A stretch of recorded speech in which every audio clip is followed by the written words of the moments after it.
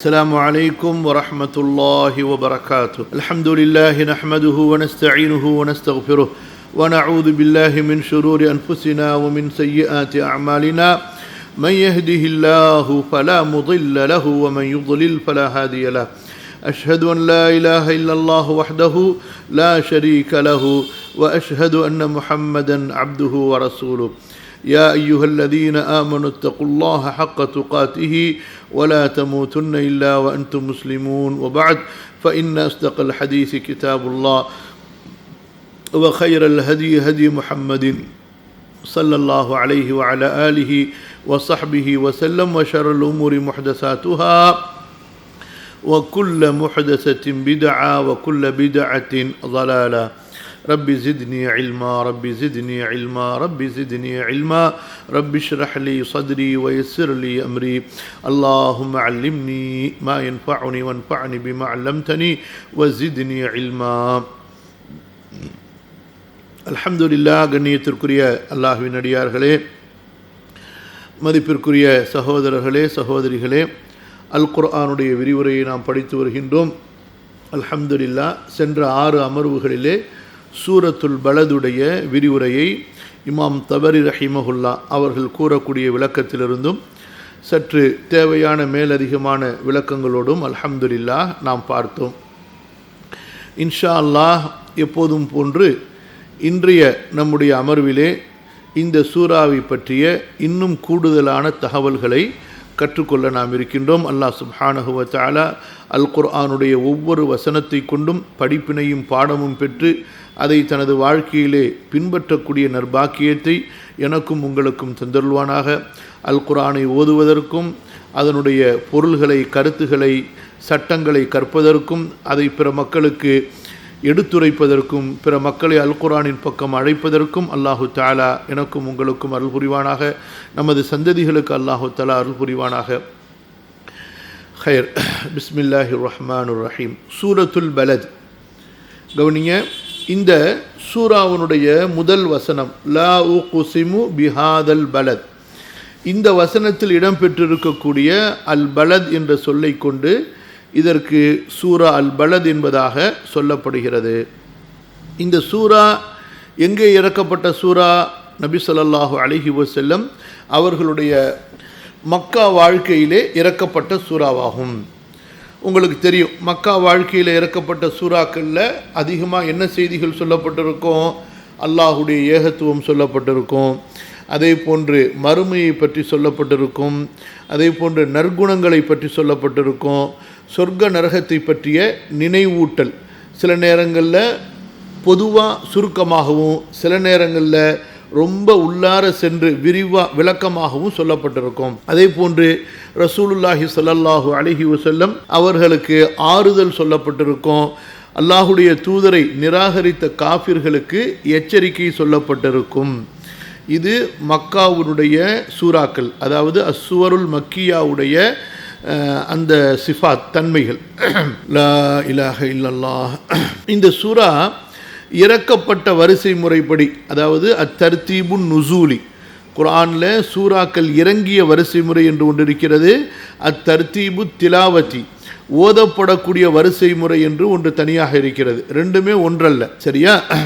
அந்த அடிப்படையில் குர்ஆன் இறக்கப்பட்ட வரிசை முறைப்படி இது 35வது அத்தியாயமாகும். அதாவது சூரா காஃப் வல் குர்ஆனில் மஜீத் என்ற சூறாவிற்கு பின்னரும் சூரா அத்தாரிக்கு முன்னரும் இந்த சூரா அருளப்பட்டது. அப்போ இதுக்கு முந்தைய சூரா காஃப், அதில் முழுக்க மறுமையை பற்றி, அல்லாஹ்வுடைய வல்லமையை பற்றி சொல்லப்பட்டிருக்கிறது, மனிதனுடைய படைப்பை பற்றி சொல்லப்பட்டிருக்கிறது. அதை ஒட்டி இந்த சூறாலையும் அதே செய்திகள் சொல்லப்பட்டிருப்பதையும், மறுமையினுடைய நினைவூட்டல் கொடுக்கப்பட்டிருப்பதையும், அதே போல் சொர்க்கவாசிகள் நரகவாசிகளை பற்றி சுருக்கமாக வர்ணிக்கப்பட்டிருப்பதையும், சொர்க்கத்திற்குரிய அமல்கள் நரகத்திற்குரிய செயல்கள் என்ன என்பதை குறித்து ஒரு இஷாராவாக, சாடையாக, சுருக்கமாக சொல்லப்பட்டிருப்பதையும் நம்ம பார்க்குறோம். அதே போல் இதுக்கு அடுத்த சூறா என்ன?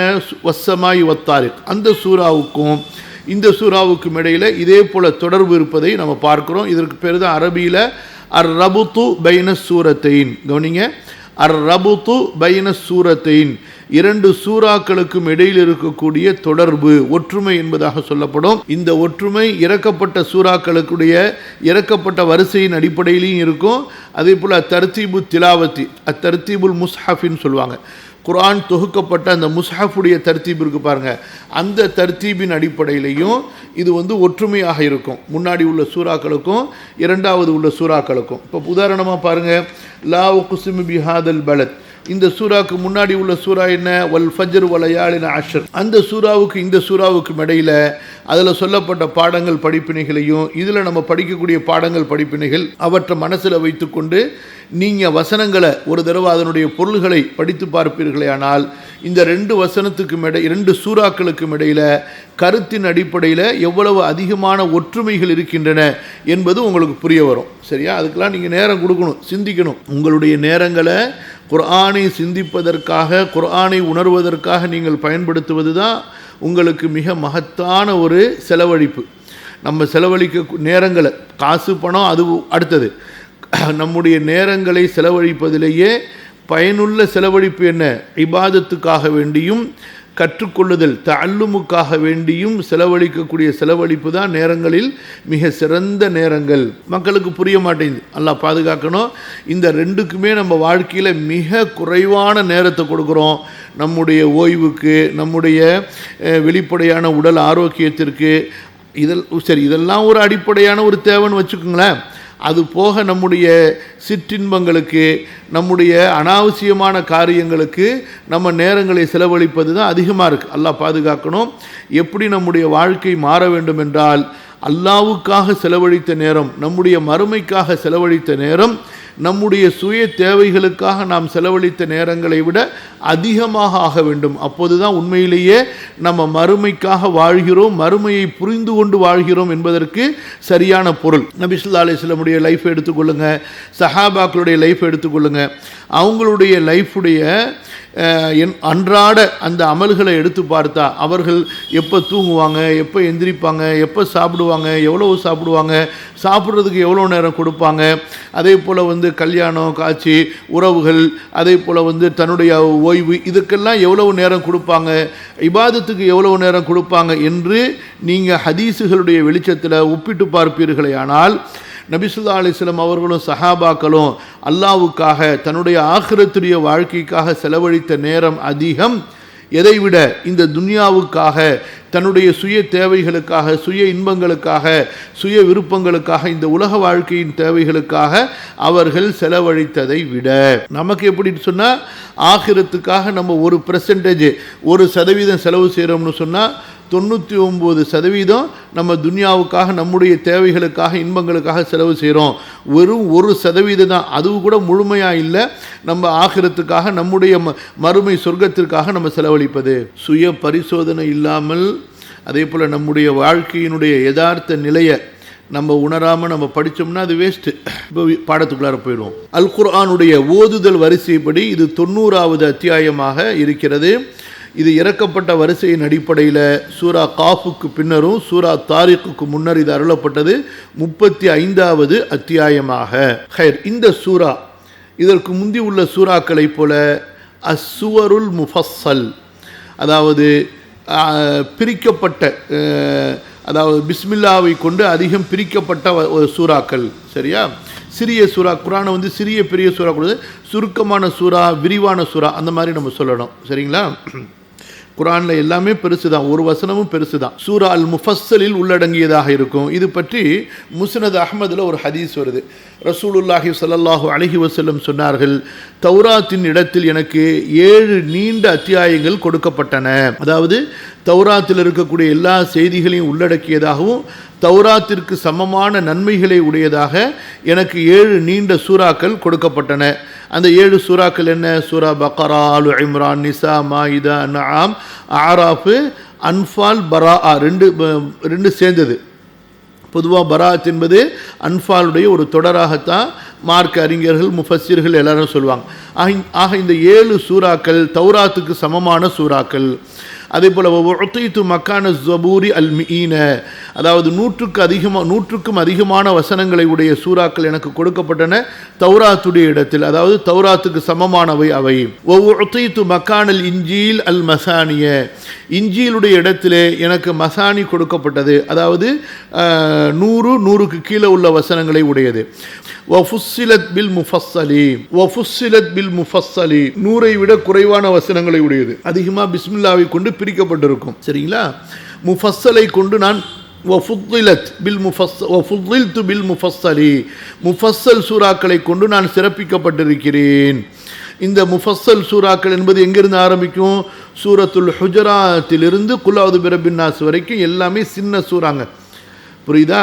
ஆனால் இன்றைக்கு நம்முடைய நிலைமை பாருங்கள், இந்த சூறாக்களை கூட தொழுகையில் தொழ முடியாத அளவுக்கு நம்ம அலட்சியம் உள்ளவர்களாக, கவனக்குறைவுடையவர்களாக, சோம்பேறிகளாக இருக்கிறோம். அல்லாஹ் தான் நம்மளை மன்னிக்கணும். புரியுதுங்களா? ஸைனப் பின்த் ஜஹ்ஷ் ரலியல்லாஹு அன்ஹா நீண்ட நேரம் தொழுகையில் ஓதி தொழுவாங்க. மயக்கமுற்றோ அல்லது தூக்க மிகுதியோ மிகுதியினால் கீழே விழுந்து விடாமல் இருப்பதற்காக கயிறுகளை கட்டி அந்த கயிறுக்குள்ளார கையை விட்டுப்பாங்க, கீழே உழுகாமல் இருக்கிறதுக்காக வேண்டி. அதே போல் தான் சஹாபிய பெண்மணிகள் ஆயிஷா ரலியல்லாஹு அன்ஹா நீண்ட நேரம் தொழுகிறதுக்காக வேண்டிய ஒரு காரியை வச்சுருப்பாங்க.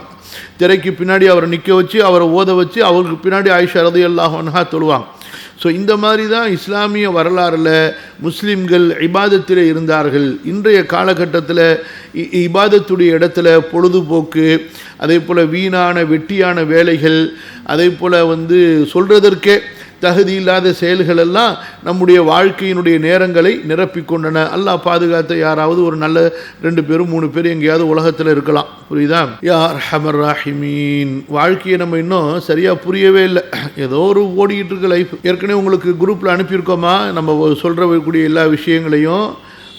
யாரும் பார்க்காம இருந்தால் கவனிச்சுக்குங்க. அதை அடுத்தது நாளைக்கு நம்ம இன்னும் கொஞ்சம் எழுத வேண்டியிருக்குது, இன்ஷா அல்லாஹ் சொல்கிறோம். அப்போ நீண்ட அஸ்ஸபுஉ திவால் என்பது இந்த பக்ராவிலிருந்து பராஆ வரைக்கும் உள்ள வசனம். அதே போல் மியின் என்பது கஹ்ஃபுக்கு அடுத்துள்ள 100க்கும் அதிகமான வசனங்களை உடைய 200 300 இந்த மாதிரி. சரிங்களா? 300க்குள்ளார தான் இருக்கும் அதிகப்படியாக அத்தியாயங்களை குறிக்கிறது. அல் மசானி என்பது 100 அல்லது அதற்கு குறைவான வசனங்களை உடைய அத்தியாயங்களை குறிக்கிறது. சில பேர் அல் மசானி என்பது சூரா ஃபாத்திஹாவை குறிப்பதாகவும் சொல்கிறாங்க. சூரா அல் முஃபஸ்ஸல் என்பது சூரத்துல் ஹுஜராத்திலிருந்து சூரத்துல் நாஸ் வரைக்கும் உள்ள வசனங்கள். ஹைர், இந்த சூராவினுடைய முக்கியமான தலைப்புகள் என்ன, அதாவது என்னென்ன அடிப்படையான கருத்துக்களை இந்த சூரா சுட்டி காட்டுகிறது? அதில் முதலாவதாக எல்லா அறிஞர்களும் சொல்லக்கூடிய முதல் முக்கியமான செய்தி என்னவென்றால் அத்தன்வீஹ் பிஅஸமதி மக்கா, அத்தன்வீஹ் பிஷஅனி மக்கா, மக்காவுனுடைய மகத்துவத்தை, மக்கா முக்கர்ரமா கண்ணியத்திற்குரிய புனிதமிக்க மக்காவுனுடைய அந்த புனிதத்தை மதிப்பை உணர்த்துவது. அல்லாஹ் சுப்ஹானஹு வ தஆலா ஒரு பொருளின் மீது சத்தியம் செய்கிறான் என்றால் ரப்புல் ஆலமீன் நமக்கு அங்கே உணர்த்த விரும்புகிறான் அந்த பொருளுக்குரிய மகத்துவத்தை, அந்த பொருளுக்குரிய கண்ணியத்தை. இப்போ படைப்புகளில் பல படைப்புகளின் மீது அல்லாஹ் சத்தியம் செய்கிறான். எப்படி? சூரியன் மீது அல்லாஹ் சத்தியம் செய்திருக்கிறான், பூமியின் மீது அல்லாஹ் சத்தியம் செய்திருக்கிறான், மலைகளின் மீது அல்லாஹ் சத்தியம் செய்திருக்கிறான், இரவு பகலின் மீது அல்லாஹ் சத்தியம் செய்திருக்கிறான். இப்படியாக அல்லாஹு தஆலா அல் குர்ஆனிலே சத்தியம் செய்திருக்கக்கூடிய பொருட்கள் என்று ஒரு பட்டியல் எடுத்து குர்ஆனில் முதல் சூறாவிலிருந்து தேடி எடுத்து எழுதி அதை மனப்பாடம் பண்ணுங்க. இதில் இன்னும் விசேஷமாக நினைவு கூறத்தக்க மதிக்க வேண்டிய ஒரு பொருளாக இருக்கும். ஒரு பொருளின் மீது அல்லாஹ் சத்தியம் செய்வதுடன், ஒரு பொருளின் மீது அல்லாஹு தஆலா சத்தியம் செய்வதுடன் அந்த பொருளுக்குரிய சிறப்புகளும் அல் குர்ஆனிலும் அல்லது ஹதீஸுகளிலும் சொல்லப்பட்டிருக்குமேயானால், அதாவது அல்லாஹு தஆலா ஒரு பொருளின் மீது சத்தியம் செய்வானே ஆனால் அந்த சத்தியமே அந்த பொருளுடைய மகத்துவத்தை மதிப்பை உணர்த்தக்கூடியதாக இருக்கும்.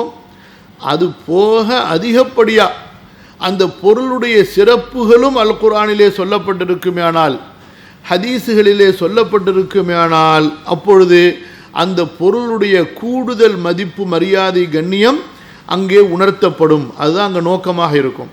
அந்த அடிப்படையில் லா உக்ஸிமு பிஹாதல் பலத் என்று அல்லாஹு தஆலா மக்காவை நினைவு கூர்ந்து சத்தியம் செய்திருப்பதில், கவனிங்க, சத்தியம் செய்திருப்பதில் நம்ம ஒன்று மக்காவுடைய மகத்துவத்தை புரிகிறோம். அதுபோக இந்த மக்காவுடைய மகத்துவம் அல் குர்ஆனிலும் சொல்லப்பட்டிருக்கிறது வேறு வசனங்களில், அதே போல் ஹதீஸுகளிலும் பல ஹதீஸுகளிலே மக்காவுடைய மகத்துவம் கண்ணியம் சொல்லப்பட்டிருக்கிறது. அப்போ இதன் மூலமாக என்ன தெரிய வருது? ரெண்டும் சேர்ந்துருது. ஒன்று லா உக்ஸிமு, எப்படி லா உக்ஸிமு பியௌமில் கியாமா, இந்த மாதிரி குறிப்பிட்ட இடங்களில் தான் வரும். வாவை கொண்டு சத்தியம் செய்கிறது நிறைய இடத்துல வரும். வஷ்ஷம்சி வதுஹாஹா வல் கமரி இதா தலாஹா வன்னஹாரி இதா ஜல்லாஹா வல்லைலி இதா யக்ஷாஹா வஸ்ஸமாஇ வமா பனாஹா வல் அர்தி வமா தஹாஹா வனஃப்ஸி வமா சவ்வாஹா. அதே போல والفجر وليال عشر والشفع والوتر والليل إذا يسر. இந்த மாதிரி வாவை கொண்டு சத்தியம் செய்வது பல இடங்களில் இருக்கும். லா உக்ஸிமு என்று சத்தியம் செய்யும் பொழுது அங்கே இன்னும் கூடுதலான கவனம் செலுத்தப்பட வேண்டும் என்பதை உணர்த்துகிறது அந்த வசனம். அதுபோக அந்த பொருளை பற்றி விரிவான விளக்கமும் சொல்லப்பட்டிருக்குமேனால், எப்படி கியாமத்து நாளை பற்றி விரிவான விளக்கம் சொல்லப்பட்டிருக்கிறது, அதே போலதான் இங்கே அல் பலத் என்ற மக்கா முக்கர்ரமா நகரத்தை பற்றி விரிவான பல வசனங்கள் இருக்கின்றன. அதே போல பல ஹதீஸுகள் இருக்கின்றன. சரியா? வீட்டு பாடத்தில் 2வது வேலையாக இதை வைத்துக்கொள்ளுங்க. குர்ஆனில் மக்காவுக்கு எந்தெந்த சூறாக்களில் எந்தெந்த அத்தியாயத்தில் வேறு பெயர்களும் மற்ற சிறப்புகளும் உயர்வுகளும் சொல்லப்பட்டிருக்கின்றன என்பதை தேடி எடுத்து எழுதுங்க. லா உக்ஸிமு பிஹாதல் பலத் வ அன்த ஹில்லும் பிஹாதல் பலதி வ வாலிதின் வ மா வலத லகத் ஹலக்னல் இன்சான ஃபீ கபத். 2வது விஷயம், இந்த சூறாவினுடைய முக்கியமான தலைப்புகளில் 2வது விஷயம் என்னவென்றால், மனிதன் இருக்கிறானே அவன் சோதிக்கப்பட்டிருக்கிறான். எப்படி சோதிக்கப்பட்டிருக்கிறான்? அல்லாஹுடைய கட்டளைகளை கொடுத்து இதை செய், இதை செய்யாதே, இப்படி நடந்து கொள், இப்படி நடக்காதே, இதை விரும்பு, இதை விரும்பாதே என்று மனிதன் சோதிக்கப்பட்டிருப்பதை போன்றே, நல்லா புரிஞ்சுக்குங்க, இபாதத்துகளும் நமக்கு சோதனை, தொழுகை நமக்கு ஒரு சோதனை, அதை சரியாக நிறைவேற்றுறோமா இல்லையா, அதை விரும்புகிறோமா இல்லையா, இப்படி இபாதத்துகள் எல்லாமே சோதனை, அல்லாஹ்வுடைய கட்டளைகள் எல்லாமே நமக்கு சோதனைகள். அதை கொண்டு மனிதன் உயர்வான பதவிகளை அந்தஸ்தையும் அடையலாம், இல்லை அதை நிறைவேற்றாமல் விடுவதை கொண்டு, அதை பேணாமல் தவிர்ப்பதை கொண்டு மனிதன் ஒரு பெரிய இழிநிலைக்கும் ஆளாகலாம். ஹைர். அப்போ எப்படி அல்லாஹுடைய கட்டளைகள் அடியானுக்கு சோதனையாக இருக்கிறதோ, அதாவது மார்க்கம் அடியானுக்கு சோதனையாக இருக்கிறதோ, அதே போல இந்த மனிதனுக்கு உலக வாழ்க்கையினுடைய நிலைமைகளும் ஒரு சோதனை. குறிப்பாக மனிதனுக்கு சிரமம் என்பது அவனுடைய வாழ்க்கையில் ஒட்டி பிறந்த ஒன்று. சிரமத்தில் தான் மனிதன் பிறந்தான், சிரமத்தில் தான் வாழ வேண்டும், சிரமத்தில் தான் அவன் இறக்க வேண்டும். இந்த சிரமத்தை அவன் எப்படி எதிர்கொள்கிறான் என்பதை வைத்து தான் அவனுடைய மறுமை வாழ்க்கை அமையப்போகிறது. அப்போ களைப்பு, சிரமம் போன்றதை கொண்டு மனிதன் சோதிக்கப்பட்டிருப்பதை உணர்த்துவது. புரியுதா? சில பேர் நீங்கள் நினைக்கலாம், அவங்க ரொம்ப இன்பமாக, நம்ம அடுத்த அதாவது பாடங்கள் படிப்பினைகளில் போகும்போது இதை கொஞ்சம் அதிகமாக விளக்குவோம் இன்ஷா அல்லாஹ். இந்த உலக வாழ்க்கையில் களைப்பு, சிரமம் என்பது கண்டிப்பாக இருக்கும். இப்போ உதாரணத்துக்கு சின்ன ஒரு உதாரணம் சொல்கிறேன். நீங்கள் என்ன செய்கிறீங்க? ஒரு நல்ல சாப்பாடு சாப்பிடணும்னு நினைக்கிறீங்க. அப்போ அதுக்காக வேண்டி களைப்போடு கஷ்டப்பட்டு ஆக்குனாதான், சிரமப்பட்டாதான் நீங்கள் சாப்பிட முடியும். சாப்பிடும்பொழுது இன்பமாக இருக்குது. சாப்பிட்டு முடித்தவுடனே என்னாகும்? கண்டிப்பாக ஒரு களைப்பு வரும், சோர்வு வரும், அசதி வரும். எந்த ஒன்றாக இருந்தாலும் சரி, உலகத்தினுடைய ஒவ்வொரு நிலைமையும், உலகத்தினுடைய ஒவ்வொரு நிலைமையும் சிரமத்தை கொண்டும் களைப்பை கொண்டும் சூழப்பட்டிருக்கிறது. அது இல்லாமல் வாழ்க்கையே கிடையாது. மனுஷன் அதாவது சிரமம், அந்த வலிக்காக வேண்டி தூங்குறான். அந்த தூக்கமே அதிகமாயிட்டால் அது ஒரு களைப்பாக போயிடும். எல்லாமே இந்த துன்யாவில் வலி இல்லாமல், சிரமம் இல்லாமல் எதுவுமே கிடையாதுங்க. சரியா? பின்னாடி நம்ம படிப்போம். எல்லாருக்கும் அவங்கவுங்களுடைய வாழ்க்கை தரத்துக்கு ஏற்ப சிரமம், வலி இருக்க தான் செய்யும். யாராவது ஒருத்தங்க சிரமமே இல்லாமல் இருக்கணும், வலியே இல்லாமல் வாழணும்னு சொன்னால் முடியாது. நல்லா பாதுகாக்கணும். அதுதான் மன தைரியம். அந்த நம்முடைய உடலுடைய அந்த சோர்வுகளை மிகைக்கக்கூடிய அளவுக்கு, உடலுடைய பலவீனங்களை மிகைக்கக்கூடிய அளவுக்கு நமக்கு மன வலிமை இருக்கணும். அந்த வலிமை தான் இந்த மாதிரி ஆயத்துக்கள் லகத் ஹலக்னல் இன்சான ஃபீ கபத். அப்போ அல்லாவே சொல்லிட்டா, இந்த உலக வாழ்க்கையில் சிரமம் இருக்கும், வலி இருக்கும், துன்பம் இருக்கும், கவலை இருக்கும், பிரச்சனை இருக்குன்னு. அதை எதிர்கொண்டாதான் நம்ம உண்மையான வீரர்கள் என்ற மன தைரியத்தை ஒரு மூமினால மட்டும்தான் வரவழைக்க முடியும். காஃபிர்களை பொறுத்த வரைக்கும் கொஞ்ச நேரத்துக்கு அந்த வலிமை மனதைரியம் அவங்களுக்கு இருந்தாலும் கொஞ்ச நேரத்தில் அவங்க ஊதி விட்ட, அதாவது முடிச்ச திறந்து விட்ட அல்லது குத்தின பலூன் மாதிரி அவங்களுடைய அந்த நம்பிக்கை வீரம் எல்லாம் போயிடும். புரியுதா? இன்னைக்கு பாருங்க, முஸ்லிம்களை மேலிருந்து ஆகாயத்திலிருந்து கொத்து கொத்தா டன்னு கணக்கான பாம்களை போட்டு மூமின்களுடைய முஸ்லிம்களுடைய வீடுகளை, மஸ்ஜிதுகளை, மதரசாக்களை அழித்து அங்கு இருக்கக்கூடிய சிறுவர்கள், குழந்தைகள், வயோதிகள் எல்லாரையும் கொள்கிறான். யாரு? இஸ்ரேல். அந்த யஹூதி அவன் மனநோயில் ஆளாயிடுறான். எப்படி? லட்சக்கணக்கான பேர் இஸ்ரேலில் இன்றைக்கு மனநோயாளிக்கு ஆளாகி பைத்தியம் பிடிச்சி போயிடுறாங்க. லிட்டரு கணக்காக மது குடித்தாதான் ராத்திரியில் தூங்க முடியும். அதே போல் விவாகரத்து அதிகமாகிருச்சு. எல்லாரும் சைக்காட்டிஸ்ட்டை பார்க்க ஆரம்பிச்சிட்டாங்க. அதே போல் வெறுப்பு அதிகமாகிருச்சு. இராணுவ வீரர்களே நூற்றுக்கணக்கில் இல்லை ஆயிரக்கணக்கான இராணுவ வீரர்கள் தற்கொலை செஞ்சுக்கிட்டாங்க. நாங்கள் இனிமேல் போருக்கே வரமாட்டோம், எங்களை சுட்டு போட்டாலும் சரி அப்படின்னு ஓடுறானுவ தலை தெரிக்க. இத்தனைக்கும் ஆயிரக்கணக்கில் இல்லை லட்சக்கணக்கான டாலர் சம்பளம் கொடுக்கப்படுது, பதவி கொடுக்கப்படுது, பெரிய பெரிய வசதிகள் வெளிநாடுகளில் செய்து கொடுக்கப்படுது. ஆனாலும் அவர்கள் இப்படிப்பட்ட துயரங்களுக்கு மன நெருக்கடிக்கு ஆளாயிறாங்க. ஆனால் இதே நேரத்தில் எங்கு திரும்பினாலும் மரணத்தை பார்க்கக்கூடிய, எங்கு திரும்பினாலும் கையில்லாத கால் இல்லாத குறையுள்ள அந்த, அதாவது அந்த வெடிகளில் சிக்கி தன்னை இழந்த, தனது குடும்பத்தை இழந்த முஸ்லீம்கள், மூமின்களை தான் அங்கே பார்க்க முடியுது காசால. ஆனால் அவர்கள் பாருங்கள், சிரிக்கிறாங்க, சந்தோஷமாக இருக்கிறாங்க, அழக்கூடிய நேரத்தில் அழுகிறாங்க, அல்ஹம்துலில்லாஹ் சொல்கிறாங்க, தொழுகிறாங்க, இரவில் எங்கேயோ ஒரு இடத்துல நிம்மதியாக தூங்குறாங்க. அதே போல் இடிஞ்சு கிடக்கக்கூடிய அந்த மஸ்ஜிதுகளுக்கு கீழே நின்று கொண்டு தொழுகையை நடத்துகிறாங்க, தெருக்கல்ல தொழுகிறாங்க, அல்ஹம்துலில்லாஹ் சொல்கிறாங்க. இதான் அந்த ஈமான். புரியுதுங்களே? அவங்கள பாருங்கள், இந்த நேரத்தில் கூட காசால நூற்றுக்கணக்கான பேர் ஒவ்வொரு நாளும் குர்ஆனை மரணம் செய்து முடிக்கின்றார்கள். ஒவ்வொரு நாளும் குர்ஆனை பல ஆயிரக்கணக்கான மக்கள் உட்கார்ந்து கொண்டு குர்ஆனை முழுமையாக மனப்பாடமாக ஒப்பித்து ஹத்மா செய்கிறார்கள் என்றால் அதுதான் அந்த ஈமான், அந்த யக்கீன். புரியுதா? குர்ஆனின் மூலமாக மூமினுக்கு கிடைக்கக்கூடிய அந்த யக்கீன். அல்லாஹ் சொல்லியிருக்கக்கூடிய அந்த வசனங்களை படிக்கிறது, சிந்திக்கிறது, ஆய்வு செய்கிறது. சரியா? ஆக இப்படிப்பட்ட ஒரு நம்பிக்கையை உணர்த்துறது இந்த சூராவினுடைய இரண்டாவது அடிப்படை தலைப்பாக இருக்கிறது. மூன்றாவது, உடல் வலிமையை கொண்டு பெருமைப்படுவதையும் பெருமை அடிப்பதையும் இகழ்வது. தனக்குத்தானே பெருமைப்படுறது அல்லது பிறரிடத்தில் தன்னுடைய உடல் வலிமையை பற்றி பேசுறது, இதெல்லாம் ஒன்றும் கிடையாது. என்ன இந்த உடல் வலிமை? இது அல்லாஹ்வுக்காக பயன்படுத்தப்படவில்லை என்றால், அல்லாஹ்வுடைய தீனுக்காக பயன்படுத்தவில்லை என்றால், நீ இதை கொண்டு பெருமை அடிப்பதனால உனக்கு ஏதாவது சொர்க்கம் கிடைக்குமா? ஒன்றும் கிடைக்க போகிறது கிடையாது. உன்னுடைய அறிவும் உன்னுடைய திறமையும் உன்னுடைய உடல் வலிமையும் அல்லாஹ்வுடைய பாதையில் செலவழிக்கப்படாத வரை அது அழிவை நோக்கி, இயலாமையை நோக்கி, பலவீனத்தை நோக்கி மாறக்கூடிய ஒன்றை தவிர அது ஒன்றும் பெருமை அடிக்கிறதுக்கு, சிறப்புக்கு உயர்ந்த ஒரு விஷயம் அல்ல. அதே போலதான் நம்முடைய செல்வம், நம்மிடத்தில் வசதி அதிகமாக இருப்பதை கொண்டு பெருமை அடித்து ஒன்றும் பிரயோஜனம் கிடையாது. ஆனால் நம்முடைய அந்த வசதியை அல்லாஹ் விரும்பக்கூடிய வழிகளில் செலவழிக்கும் போது தான் அது உண்மையிலேயே பெருமைக்குரிய விஷயமாக இருக்கிறது. கவனிங்க, உடல் வலிமையை கொண்டு பெருமைப்படுவதையும் பெருமை அடிப்பதையும் இகழ்வது இந்த சூராவினுடைய முக்கியமான மூன்றாவது தலைப்பாகும். அடுத்து நான்காவது, அல்லாஹ் மனிதன் மீது செய்த அருட்கொடைகளை எடுத்து கூறுதல்.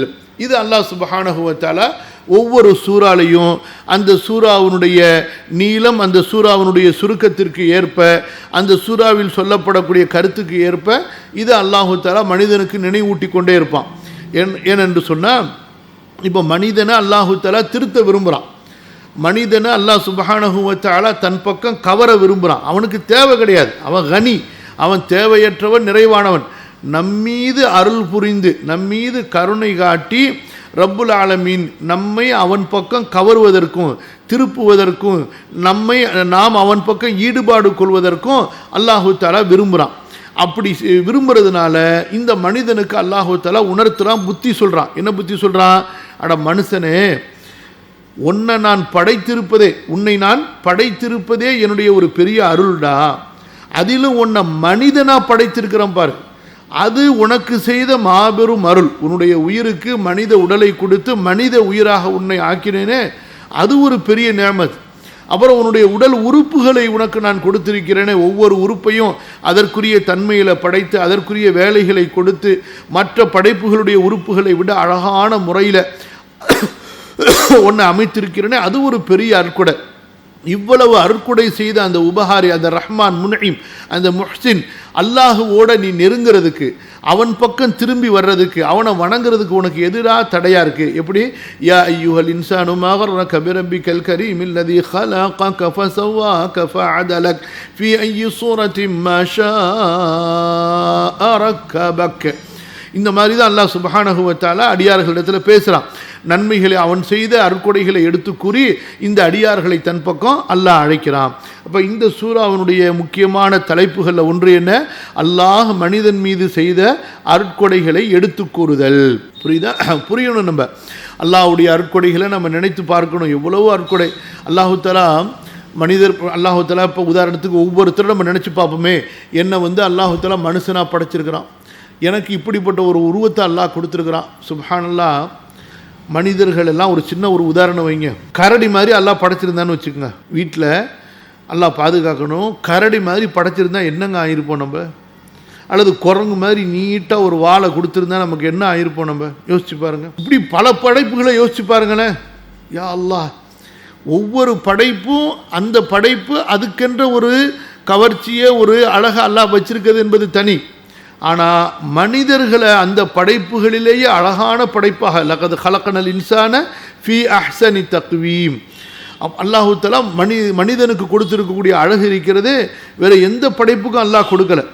மனிதனோடு ஒப்பிட்டு மற்ற படைப்புகளை பாருங்கள், மனிதன் தான் படைப்புகள்லையே ரொம்ப அழகானவன். அப்போ இதுக்கே நம்ம நன்றி செலுத்தணும். மனிதனாக படைக்கப்பட்டதற்கே நாம் அல்லாஹ்வுக்கு நன்றி செலுத்தணும். சரியா? அடுத்து 5வது, நன்மைகளை செய்வதிலும் உள்ளத்தை சீர்திருத்துவதிலும். சீர்திருத்துவதுன்றிருக்கு, திருத்திக்கங்கம்மா, நம்ம கடைசியில் திருத்தி அனுப்புவோம் இன்ஷா அல்லாஹ். இருந்தாலும் ஞாபகம் திருச்சி.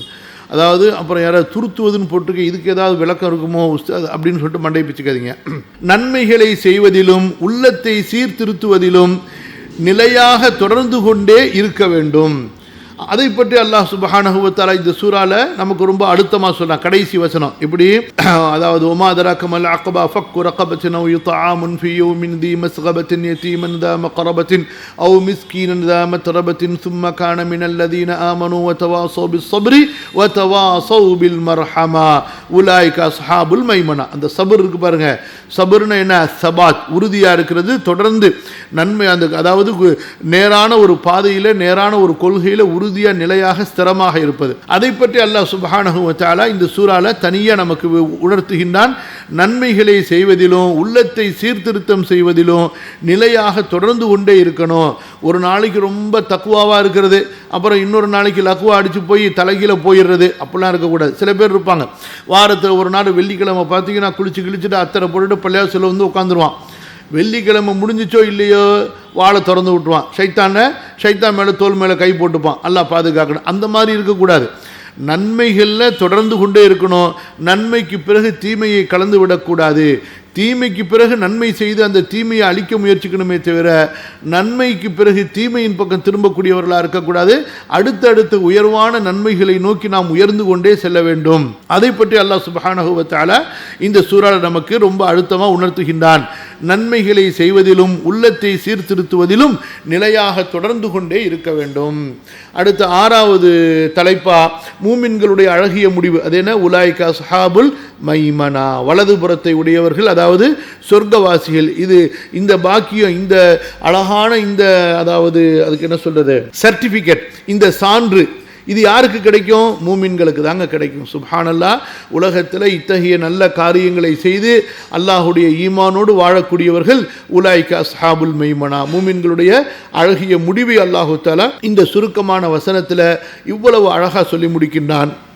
7வதா வல்லதீன கஃபரூ பி ஆயாத்தினா ஹும் அஸ்ஹாபுல் மஷ்அமா அலைஹிம் நாரும் முஸதா. காஃபிர்களுடைய கெட்ட முடிவை அல்லாஹு தஆலா விவரிக்கிறான். அந்த உலாய்கா வல்லதீன கஃபரு பி ஆயாத்தினா ஹும் அஸ்ஹாபுல் மஷ்அமா அலைஹிம் நாரு முஸதா. இந்த அஸ்ஹாபுல் மஷ்அமா நாரு முஸதால மொத்தத்தையும் அல்லாஹ் கொண்டு வந்துடுறான். யார் அல்லாஹ்வை நிராகரிக்கிறார்களோ, நற்காரியங்களை கொண்டு நற்கர்மங்களை கொண்டு இந்த உலக வாழ்க்கையை அவர்கள் ஈடுபடுத்தி கொள்ளவில்லையோ, அவர்கள் மறுமையில் மிகப்பெரிய இழிவை, அழிவை, நாசத்தை, நஷ்டத்தை சந்திக்கக்கூடியவர்கள். ஆக இப்படியாக நம்முடைய மார்க்க அறிஞர்கள், குர்ஆனுடைய விரிவுரையாளர்கள் 7 முக்கியமான தலைப்புகளை இங்கே நமக்கு குறிப்பிடுகின்றார்கள். இந்த 7 தலைப்புகளின் அடிப்படையிலே, 7 மைய கருத்துகளின் அடிப்படையிலே இந்த சூரா அமைக்கப்பட்டிருக்கிறது. முதலாவதாக மக்காவினுடைய மதிப்பை உணர்த்துவது, இரண்டாவது களைப்பு, சிரமம் போன்றதை கொண்டு மனிதன் சோதிக்கப்பட்டிருக்கிறான் என்பதை உணர்த்துவது, மூன்றாவது உடல் வலிமையை கொண்டு பெருமைப்படுவதையும் பெருமை அடிப்பதையும் இகழ்வது, நான்காவது அல்லாஹ் மனிதன் மீது செய்த அருட்கொடைகளை எடுத்து கூறுவது, ஐந்தாவது நன்மைகளை செய்வதிலும் உள்ளத்தை சீர்திருத்துவதிலும் நிலையாக தொடர்ந்து கொண்டே இருக்க வேண்டும், ஆறாவது மூமின்களின் அழகிய முடிவை விவரித்தல், ஏழாவது காஃபிர்களின் கெட்ட முடிவை விவரித்தல். அல்லாஹ் சுப்ஹானஹு வ தஆலா அல் குர்ஆனை சிந்திப்பதற்கும் புரிவதற்கும் நமக்கு அருள் புரிவானாக. இன்ஷா அல்லாஹ் பாடங்கள் படிப்பினைகளை நாளைய அமர்விலே நாம் பார்ப்போம். ஜஸாக்குமுல்லாஹு ஹைரன் வ பாரக்கல்லாஹு ஃபீக்கும். இன்ஷா அல்லாஹ் இதுக்கு அடுத்து வெளியில் ஒரு மீட்டிங் இருக்கிறதுனால இன்ஷா அல்லாஹ் புறப்படுறோம். நாளைக்கு நம்ம இன்ஷா அல்லாஹ் பாடத்தை முடிச்சுட்டு தேவையான அளவுக்கு கேள்வி பதில் நிகழ்ச்சியை வைத்துக்கொள்வோம். ஜஸாக்குமுல்லாஹு ஹைரன். அல்லாஹும்ம இன்னா நஸ்அலுக்கல் ஜன்னத வமா கர்ரப இலைஹா மின் கௌலின் வ அமல் வ நஊது பிக மினன் நாரி வமா கர்ரப இலைஹா மின் கௌலின் வ அமல். அல்லாஹும்ம ஜஅலில் குர்ஆன ரபீஅ குலூபினா வ நூர சுதூரினா வ ஜலாஅ அஹ்ஸானினா வ ذهاب ஹம்மினா வ கம்மினா. اللهم ذكرنا من القرآن ما نسينا وعلمنا منه ما جهلنا وارزقنا تلاوته آناء الليل وأطراف النهار. اللهم اجعل القرآن العظيم شفيعا لنا وقائدنا إلى جناتك جنات النعيم، واجعل القرآن حجة لنا ولا تجعله حجة علينا. ربنا آتنا في الدنيا حسنة وفي الآخرة حسنة وقنا عذاب النار. سبحانك اللهم وبحمدك أشهد أن لا إله إلا أنت أستغفرك وأتوب إليك. والسلام عليكم ورحمة الله وبركاته.